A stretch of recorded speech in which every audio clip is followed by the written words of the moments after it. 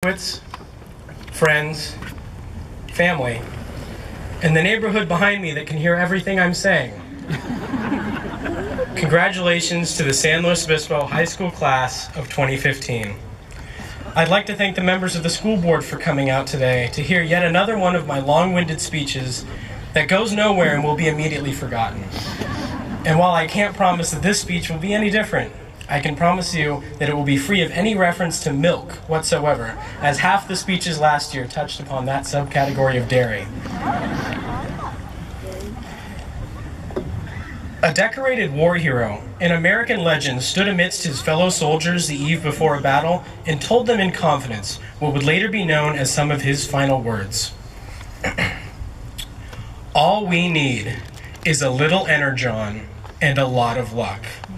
This was none other than Optimus Prime in the 1986 cinematic masterpiece, The Transformers: the movie.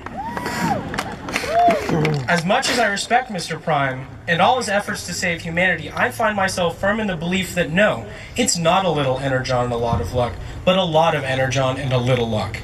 And for the purpose of this speech, and for those of you who are unfamiliar with the Transformers franchise, energon is work. So life, in the eyes of a 17-year-old boy, takes a lot of work and a little luck. That would sound so much cooler and more poignant if it were coming from someone older or wiser, or maybe if they didn't have to step up on top of a stool.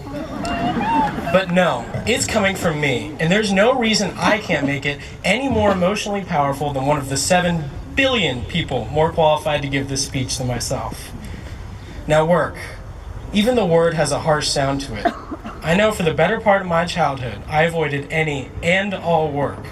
I'm just coming into that time in my life where I realize that it's optional. You don't have to work and watch as your life plateaus into a comfortable nothingness. Or you can work and reap the benefits that come with it. Did the founding fathers say, "That's good enough," when creating the beautiful nation we live in today? No. They kept working endlessly until they drafted a constitution in which all men and women were created equal and free from the tyranny of a king. When Steve Jobs was fired from Apple, was he just like, "Lamau, it's not like that company's going anywhere, I'm done"?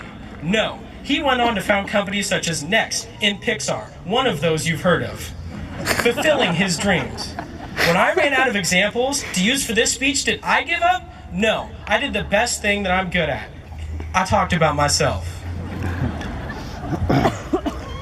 At the risk of sounding like a third trimester teacher, you're going to have to put in the work.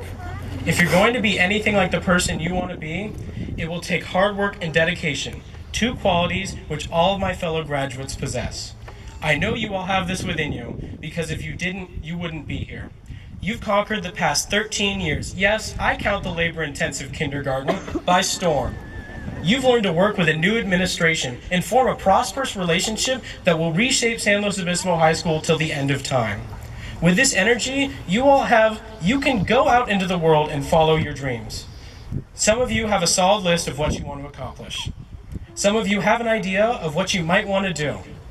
And the rest of you have no idea whatsoever. And that's okay. We're 18, for God's sakes. If we're just now legally able to buy NyQuil, I don't think it should be expected of us to have a clear-cut plan for our entire lives. You'll go out into the world.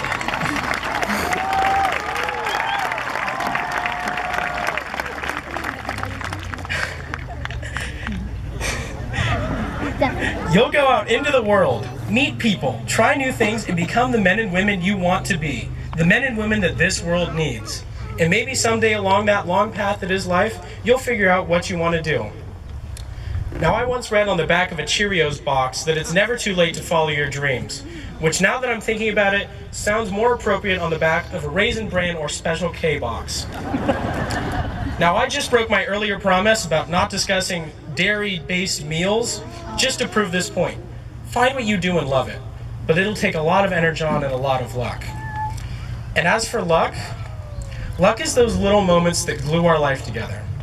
Now, most see luck as finding a penny face-up, crossing a black cat, or winning the lottery, and you're correct. That's the dictionary definition of luck. But to me, luck is those chance moments, those memories that no one can create or predict when they'll happen. sitting in silence with the one you love, watching the sunset. The genuine enthusiasm a teacher shows for you when you finally succeed in that really hard class. A heartfelt apology.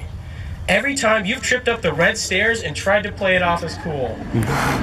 The mass accumulation of every late night talk with your best friend you've ever had. And you may be saying, I thought that with a big head like that, he could at least have a grasp on luck. It is luck, though, when you boil it all down to a science. With a million sperm all fighting for one egg, the possibility of you being born is astronomical. Now add that up to the countless generations before you, and you've got a near impossibility. But then to take in the chance your caveman ancestor lived to reproduce, your great-great-grandmother flees her country to meet your great-great-grandfather, your father musters up the courage to ask your mother on a date, and every chance in between. Every spin of the ever-expanding wheel of fortune that is this universe has led up to this moment, to the 370 of us all coming together at this school, to the 370 of us sitting here nervously trembling in fear of the entire lifetime we have ahead of us. These moments are what keeps me going. It's what keeps us going.